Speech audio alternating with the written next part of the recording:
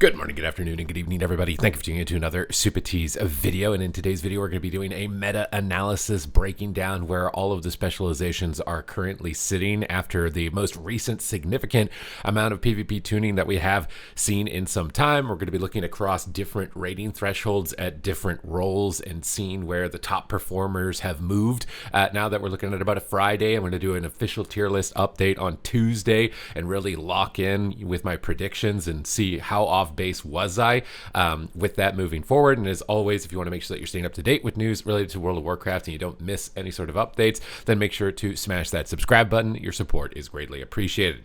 So this first breakdown, we're going to be looking at melee DPS, and we're going to be looking at them throughout all the different rating thresholds from 1500 all the way to 2400 plus. So the first thing that you're going to notice here is that Ret Paladin and Arms Warrior trajectory has been coming down. It's been toned down a bit. I think this is likely piqued curiosity on Death Knight because we can see both of Death Knight's specs, Unholy and Frost, seeing quite a substantial jump, into this like top 4, top 5 position. And Demon Hunter is kind of snuck in here as well towards the top elements of this. Now, Feral Druid at lower rating, it falls off, and I'm really not surprised to see this. It's very complicated. Blood Talons, way too many attack keybinds in my opinion. I think they need to consolidate those.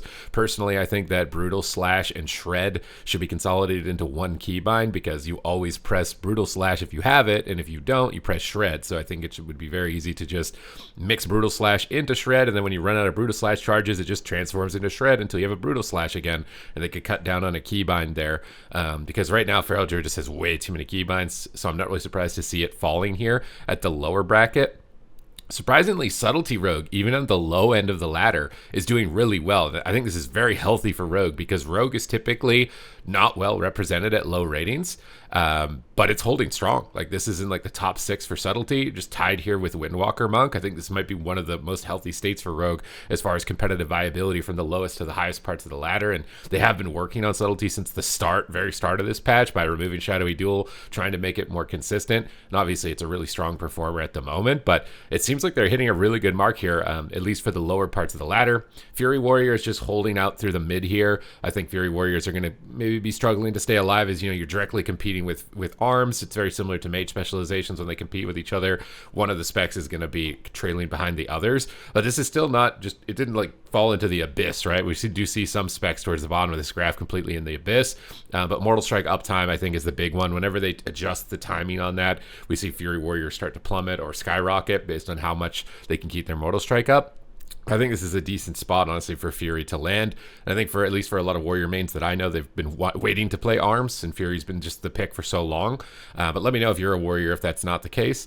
Even Assassination Rogue is still holding here solid in the kind of the middle of the pack with all the specializations at low rating. And I would have thought that Assassination Rogue is maybe debatably the weakest rogue specialization overall, but maybe just throwing out a death mark, a full row of bleeds is enough to kill targets at lower rating, unlike something like Outlaw Rogue, which doesn't really have that type of pressure, would be my best guess for that.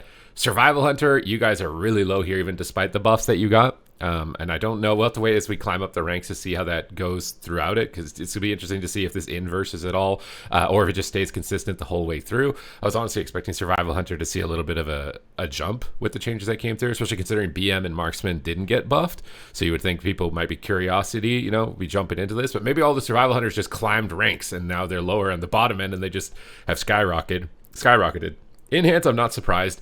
Enhance just has so many keybinds. It's got the issue with Feral Druid, and then it doesn't have any performance. It's like you don't have performance and you have a bunch of keybinds. I feel like this is not surprising that at low rating that Enhanced with Shaman would see like next to no representation. I did recently play to 2400 and solo shuffle on it. I ran the Stormbringer build because Totemic was way too much of a headache to figure out all the different keybinds and attack buttons that it has.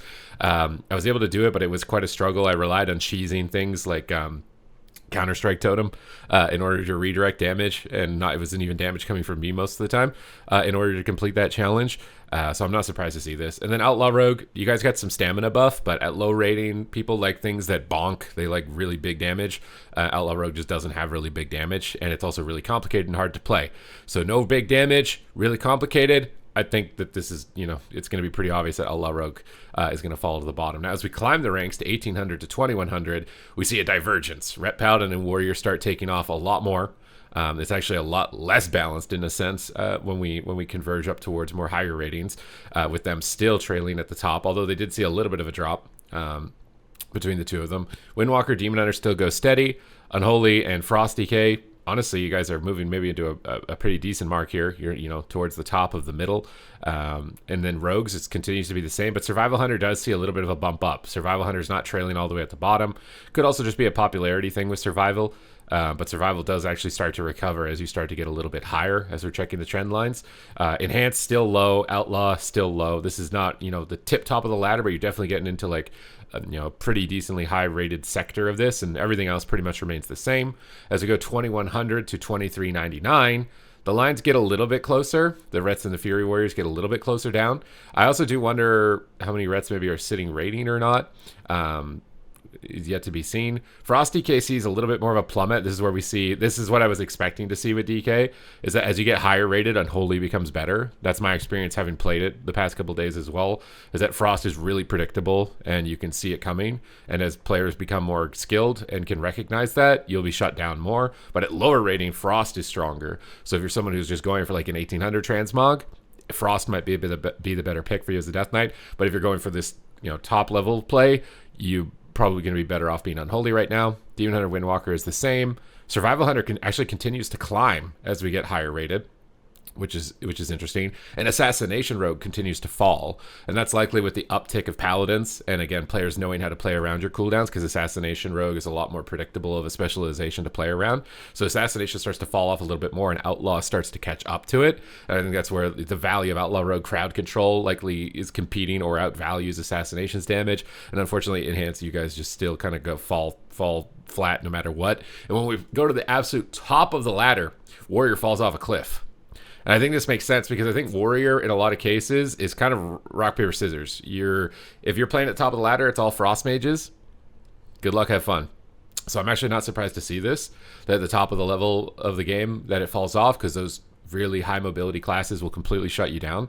Ret Paladin holds strong no matter what, though. So it seems to me that's like still pretty bulletproof pick as far as a specialization across all rating thresholds if you want to climb. And Demon Hunter suddenly sees a jump and actually passes Warrior, Death Knight, Windwalker, and becomes the second specialization at the highest level of the ladder. Has a lot of different outplay factors, right, with Vengeful Retreat immunities, Metamorphosis immunities, has a really good solid high damage output, great team utility. I've always said that in every tier list when I'm talking PvP for Demon Hunters, that they're just well rounded. They have the entire utility kit. They offer everything that you would really want to offer in PvP. So as long as they're able to do adequate damage and they're not just getting completely mowed down, then they're going to be a good pick. And Unholy DK holds in a pretty solid spot as the number 3 melee. It actually passed Windwalker and Warrior here. Now, I gave Frost DK like the S tier ranking, and maybe I should have gave Unholy. I think neither of them are S tier. I think Unholy might be A tier. Frost DK is like a high B, maybe a B+. Unholy seems to be the most improved. I've been actually enjoying my time on Unholy. It seems like there's more build variety for it as well. I've been playing the Season 1 build, which is kind of like stacking diseases. Other players are playing the pet builds I've seen come through. I'm curious to try a Clawing Shadows build and play from ranged against these Warriors and Windwalkers and see how that goes. Kind of play like a pseudo-ranged class and just avoid them. Windwalker, I'm not surprised, is still holding solidly here. And honestly, Frosty K actually is doing pretty well because you've passed all kind of like the mid-level picks and bot-level picks. And then Survival Hunter comes up a lot. And Enhancement Shaman comes up a lot. So if you commit your time to hunt Survival Hunter and Enhancement Shaman, you can obviously see that it's possible to succeed towards the top level of the ladder. But I think Enhancement, again, the main reasons is it's just really complicated. Feral Druid honestly falls a lot here towards the top level of the ladder. And then Outlaw, there's literally 0, it looks like. There's 0 Outlaw Rogues playing about 2,400 right now, so it's going to be a rough ride. And Subtlety falls off. So the Rogues, honestly, they fall off, which is weird because this is the inverse of what it normally looks like. Usually Rogue specs are high represented at high ratings, low represented at low ratings. Right now, they're kind of like high, low at low. It's almost like Rogues are easier to play at low rating than high rating. Could, again, be similar to Warriors. Maybe there's a lot of Paladins up here that counter you because at the top level of the ladder, there's not as many players. So you really, it comes down into representation a lot as far as like overall popularity as far as your specs. But I would have anticipated with Demon Hunter being so high that Rogue would do pretty well with this. Maybe the Death Knight changes because Death Knights are typically pretty hard for Rogues as well because they have so many crowd control breakers. I wonder if the Death Knight changes have kind of changed anything here. Or maybe Prez Evoker for the bleed damage, at least for Assassination. But Assassination is actually the highest representation. Unless this data, the data could be corrupted or broken a little bit. But honestly, decently balanced. I think like all of these fluctuations as well with lines of classes that didn't even get touched is good. It's healthy for the game. So melee DPS seems like they're coming a little bit more in line. Maybe obviously Ret Paladin flying still a little bit high here, getting pretty close. But let's check out the range DPS. So at low rating for range DPS, we still see Frost and Marksmanship Hunter. I'm not really surprised to see this. Frost Mage is just still really good throughput. The Frostbite root procs and being able to bully all the melee DPS enables it a lot of power, especially at low rating. Marksmanship Hunter is the same way. Just press aim shot, it can hit for 5 million damage. I'm honestly surprised aim shot didn't get nerfed at all like Warrior Execute, and some sort of compensation obviously like Warriors got towards Rend, because I think that's definitely causing them to be really good at low rating. So they're flying high at low rating. We'll see how that trend goes as we get higher. Ellie's still trending even pretty high, even at low rating, even despite it having a lot of keybinds, right? Like Shaman is a pretty high keybind spec. Warlocks is something I was curious to see. So it looks like Warlocks, other than Demonology's seen an uptick at the lowest part of the ladder, but all the other Warlock specs have honestly fallen a little bit. Now, maybe that's because they've climbed the ranks, similarly to the other specs that we just looked for melee. So we'll have to see that as the line goes forward. Because my experience with Warlock, I played Demonology and I was rocking and rolling. Demonology feels really good now. With the buffs, I feel really tanky.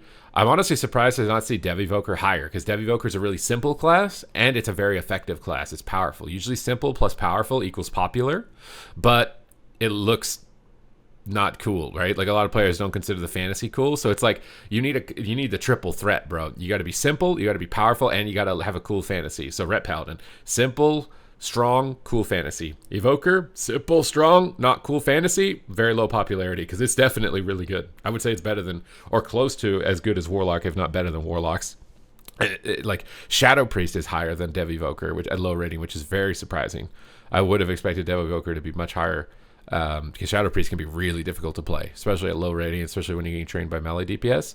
We do see Fire Mage starting to come up from the bottom. You guys are all the way on the bottom, and you've been slowly trending up with the changes that came through. I still think the biggest thing is taking Frostbite away from Frost Mage, or putting a significant internal cooldown on it, because you can get a root proc in a Blizzard, use something to break out of it, like a Gnome Racial, and then just instantly be rooted again. It is the most infuriating. I think it's the most OP thing in the game, honestly. It's the most subtle thing that you would ever consider to be OP, but I think that is like one thing that's a huge contributing factor to Frost versus Fire at the moment. But the changes have helped. Fire's moving up, and we'll have to see how it moves up for the rest of the rating brackets. Og still is just floating at the bottom. Again, it's just a full cheese one-shot build if you can figure out how to do. It's like Exodia and Yu-Gi-Oh's deck, and that's all your deck is Exodia, and you're hoping you draw him, because otherwise he's still kind of useless. But this still looks very similar. I would say maybe, Boomkin coming up a bit as well, which is good, but I don't know where it was before because the data is broken here. So at low rating, the game still looks relatively the same, but as we move to 1800 to 2100, we do see some movement. So Frostmage starts going down, Marksman goes up, which is not like a completely ridiculous, exchange, right? Ellie, Marksman, Frost being at the top. I think that makes sense for what I would have expected. Shadow is still holding in a solid spot. Boomkin has been coming up, tying with Beastmastery now. We see Affliction coming up a little bit at this threshold, but Destruction seems to be coming down, and even Demonology seems to be coming down. So I don't know. Again, we'll have to see what it looks like as we get higher and higher. Fire is kind of just fluctuating, kind of still in the low end. It hasn't really found like a breakthrough point where it's getting into here. It's similar to Enhancement Shaman. And then as we move into 2100 to 2400, I just see Shadow Priest start to take over a bit, and maybe that's with the Warrior nerfs. Shadow Priests are starting to prop up a little bit more, and Shadow Priest can be pretty good into Mage, pretty good into Hunters. And even Beastmaster actually overtakes Marksmanship. So again, very similarly, as you get higher rated, classes that are more predictable, like Aim Shot for Marksman, start to fall off more, and then more consistent specs that have difficult to predict damage like Beastmaster, or just uncontrollable consistent damage, start to actually take over. So Beastmaster starts to take over as you get higher rated. Frostmage still holds in a really solid spot. And then Arcane, I didn't even see Arcane on the graph on the beginning of this, so it's just holding in the middle. That's still a really good spot for Arcane at low rating, honestly, because Arcane is much like Rogues, where it's usually low representation at low rating. Arcane just holds solid throughout all of it. Destruction, Demo, and Affliction, honestly, this is getting like into more of a healthy spot, a little bit more of the mid of the pack. Boomkin falls off a bit, not surprised considering Ellie and Shadow are at the top, and Ellie and Shadow are very hard for Boomkin.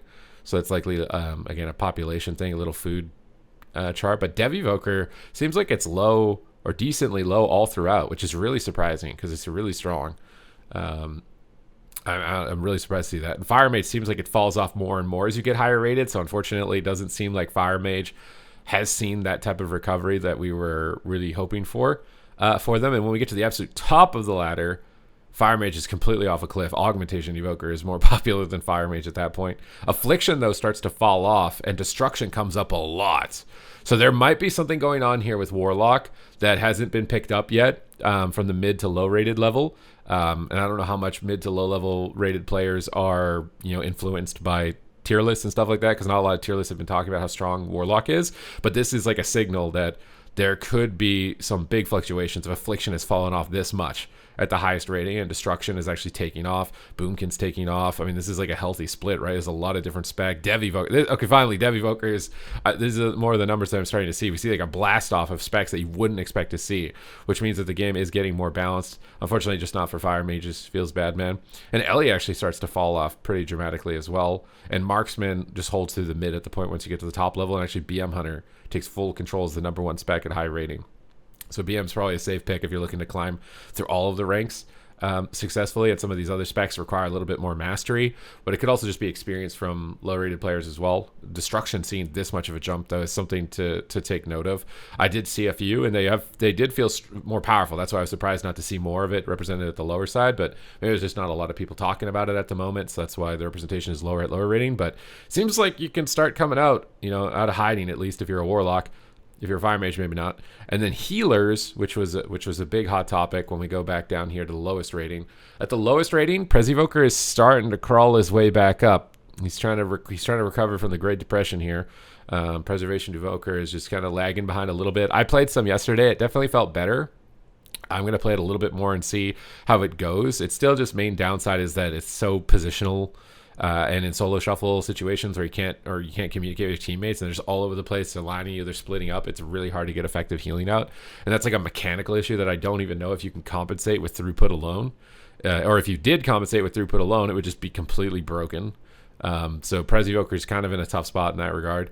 Discipline Priest has fallen from grace, man. You guys were the number one healer, for most of season 1, if not even parts of season 2 here, and you guys are starting to fall off. Holy Priest is falling off even at the lower rating, and honestly, Mistweaver is the number one healer.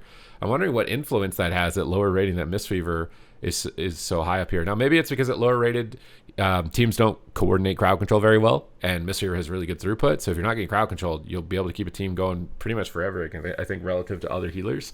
So I think that probably makes sense. And the same thing for Paladin. You guys just have really good throughput, strong cooldowns that keep players alive. So these would be good low-rated healers if you're trying to get to like 1800. Resto Druid and Resto Shaman got buffed, and they're holding in healthy spots. So honestly, like the healer chart, I feel like is getting decently more competitive as time goes on. I don't know if I've ever experienced a situation where, I guess sometimes you can get a matchup where it's like a full caster lobby with 4 ranged DPS, and if you're a specific healer, like a priest against like a shaman or against a Fistweaver monk, even sometimes if it's like dot classes, it's a very tough lobby to win, especially depending on the map. And those are just like the innate weaknesses of the healers though. But let's climb up the ranks here.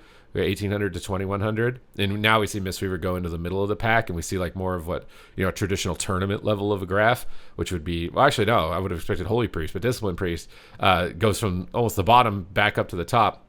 We go to this breakdown. Paladin still holds in a healthy spot. Resto Shaman's trajectory is up. Resto Druid is up. Mistweaver is up. Prez is just holding on with where it was, it looks like, basically. And Holy Priest stays in the middle. As we move to 2100 to 2400, Paladin starts to take over. But Discipline still is a close second. Holy is a close third. Shaman actually fourth. I was expecting Druid to be up here a little bit more. And you can see that Mistweaver starts falling off the more teams are effective with their crowd control and can punish you. You also do cast, I think, a lot more, or at least you're more susceptible to being interrupted in a lot of situations. There's just more ways to outplay you than towards the top end of the graph.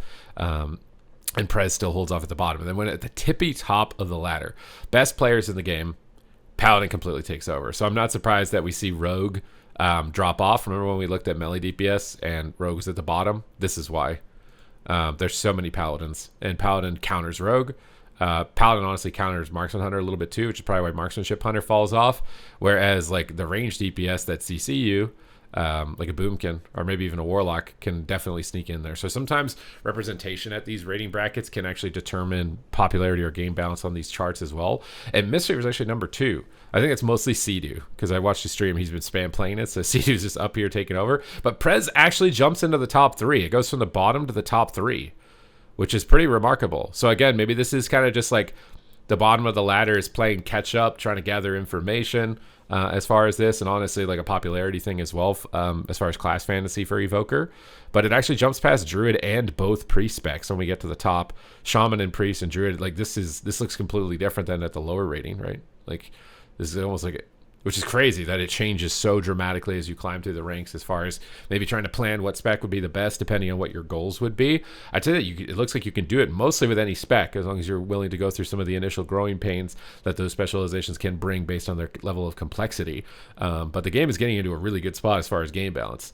Now, if they can look at maybe changing the MMR systems in the future, look at incentivizations for healers or maybe possible roles or formats in the game that don't involve healers so we can have instant queues.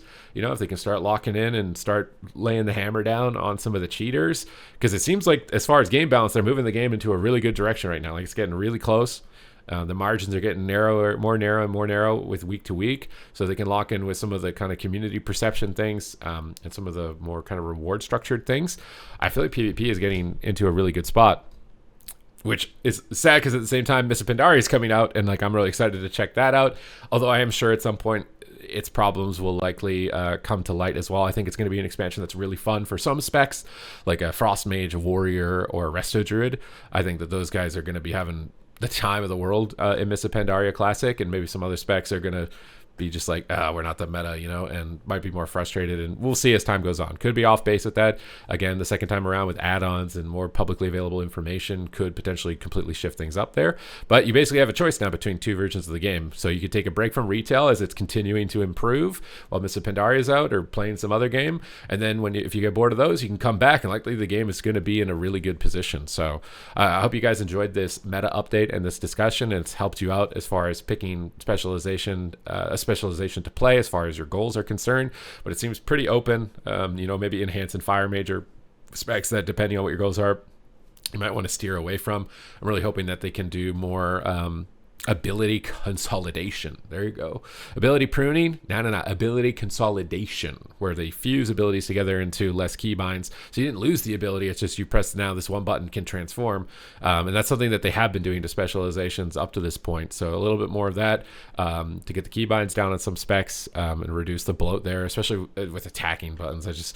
Feral Druid, the number of attacking buttons it has is just like, what is going on? Like, why do I have like a swipe and then a swipe bleed, and then I have a swipe shred, and then I have a shred, and then I have a rip, and then I have a AoE rip, and then I got a rake, and then I got a and then I can amp up my dots with this other button. There's so much. Definitely some things to work on, but I feel like it's honestly really good as far as that. Other than that, right? I still feel like it's really good. I'll hold reservations as far as tier list construction until Tuesday. We'll play through the weekend when there's likely going to be a higher volume of games as well, and I'm going to be doing challenges on Death Knight and Prez Evoker, and playing some of the lesser popular specs, maybe even Fire Mage, and trying to give them to get like a first-hand experience on what this will be like depending on your skill level and what you can anticipate for it. But other than that, thank you guys very much for watching once again, and I will see you in the next one.